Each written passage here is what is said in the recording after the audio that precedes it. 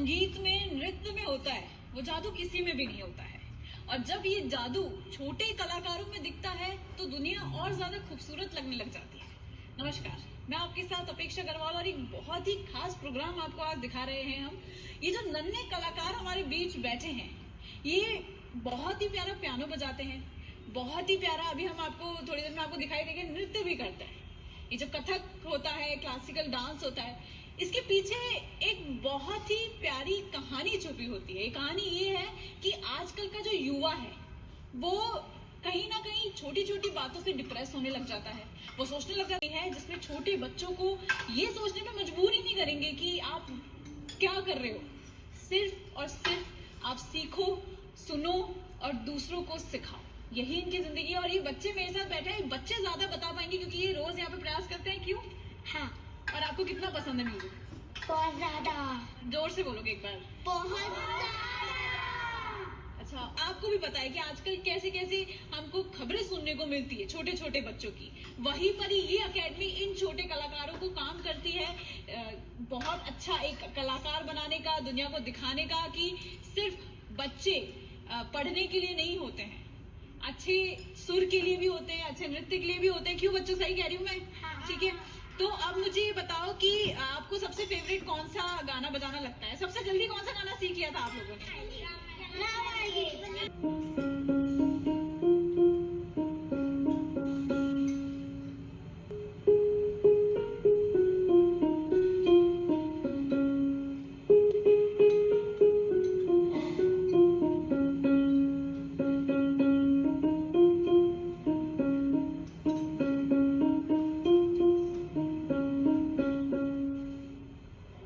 मैं चाहूंगी आप सब लोग एक बार ख्याति के लिए तालियां बजाएं क्योंकि आप सब लोग भी इतना ही बढ़िया काम करते हैं। क्या म्यूजिक आपको हील करता है? बहुत ज्यादा।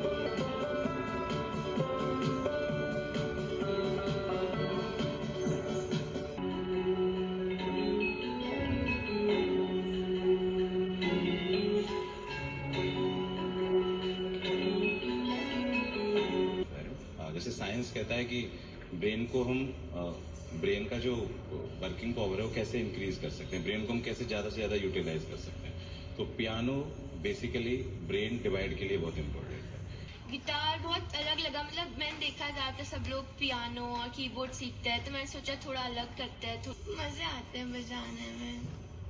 टाइम मिल जाता है इतना स्कूल वालों से? हाँ। स्कूल में होती है प्रैक्टिस गिटार की? नहीं। इस अकेडमी में आप लोगों को कितना सपोर्ट मिल रहा है ये बताओ।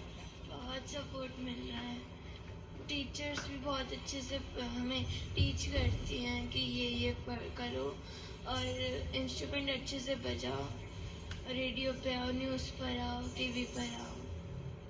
मेरे को बचपन से ही लगता था कि मेरे को पियानो सीखना चाहिए और मेरे को हमेशा पियानो के अंदर एक अलग टाइप का फीलिंग आती थी। जब भी मैं पियानो बजाता हूँ मेरे को ऐसा लगता है कि मैं उससे जुड़ चुका हूँ। क्योंकि मुझे पियानो बजाने का बहुत शौक था, मैंने कई आर्टिस्ट को देखा है पियानो बजाने का, तो मुझे भी बड़ा शौक था।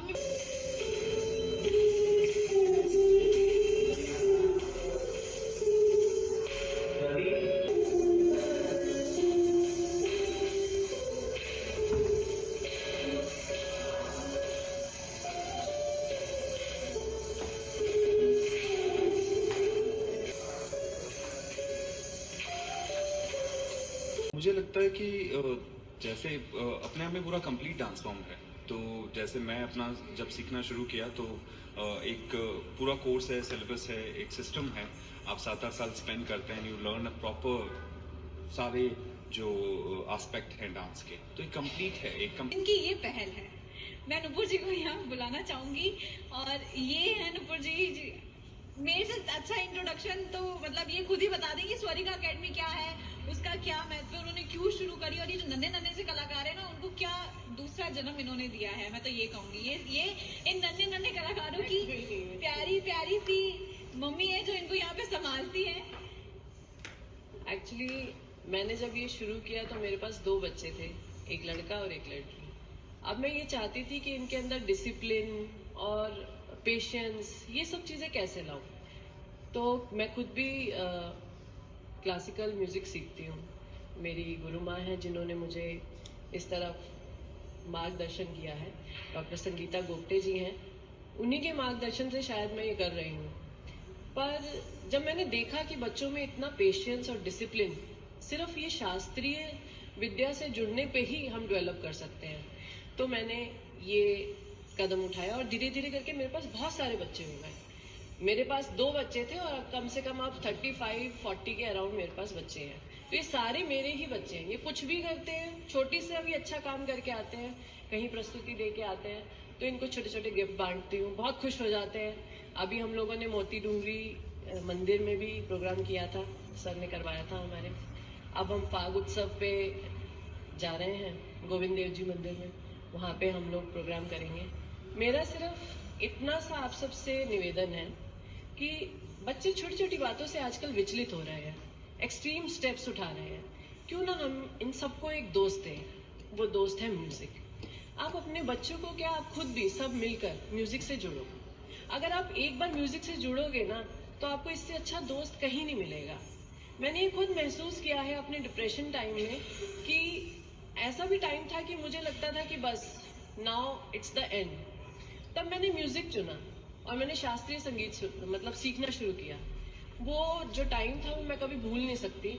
और वहाँ से जब मैं निकली तो मुझे लगा कि बहुत सारे ऐसे लोग हैं और बच्चे हैं जो ऐसा टाइम फेस करते होंगे। तो इसलिए मैंने अपने बच्चों के लिए, इन सभी बच्चों के लिए ये एकेडमी शुरू की है। और बहुत अच्छे अच्छे टीचर्स हमारे साथ जुड़े और गुरु माँ के मार्गदर्शन से इन सब टीचरों ने मेरा बहुत साथ दिया है और आगे भी ये लोग देते रहेंगे। बस मैं आप सबसे लास्ट में एक रिक्वेस्ट करना चाहती हूँ कि इन बच्चों को प्लेटफॉर्म दीजिए। प्लेटफॉर्म का मतलब है कि बहुत सारे प्राइवेट FM चैनल्स हैं, प्राइवेट आपके टीवी में कितने बहुत सारी चीज़ें आजकल आती हैं। इन लोगों को टैलेंट दिखाने का मौका दीजिए, चाहे FM हो या कहीं भी। इन बच्चों को थोड़ा सा मौका दीजिए, ये आके अपना टैलेंट दिखाए। कोई कंपटीशन की जरूरत नहीं है, बस जिसको जो आता है वो टैलेंट दिखाए और चला जाए, बस ऐसा होना चाहिए। यही मेरा आप सबसे रिक्वेस्ट है, प्लीज। Thank you. तो आपने सुना, और ये थी स्वरिका अकेडमी की एक छोटी सी पहल जो आज हमको इन नन्हे कलाकारों में देखने को मिली।